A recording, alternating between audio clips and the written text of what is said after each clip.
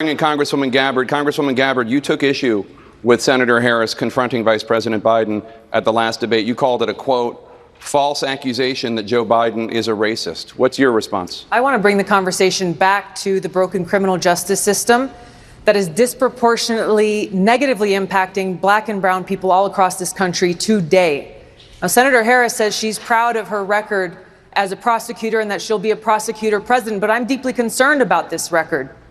There are too many examples to cite, but she put over 1,500 people in jail for marijuana violations and then laughed about it when she was asked if she ever smoked marijuana.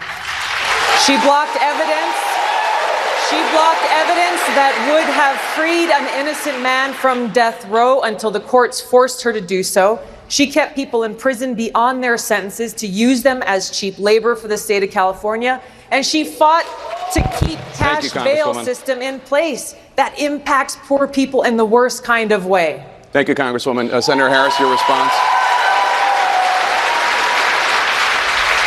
As the elected Attorney General of California, I did the work of significantly reforming the criminal justice system of a state of 40 million people, which became a national model for the work that needs to be done. And I am proud of that work.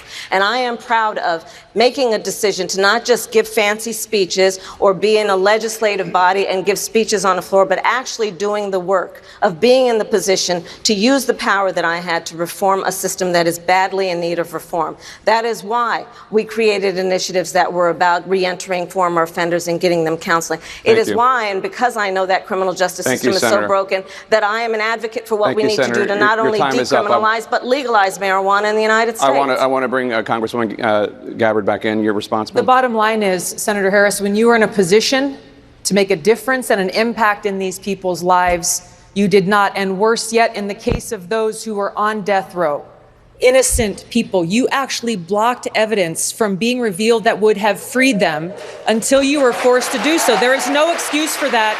And the people who suffered under your reign as prosecutor, you owe them an apology. Senator Harris. My entire career, I have been personally opposed to the death penalty, and that has never changed. And I dare anybody who is in a position to make that decision, to face the people I have faced, to say, I will not seek the death penalty. That is my background. That is my work. I am proud of it.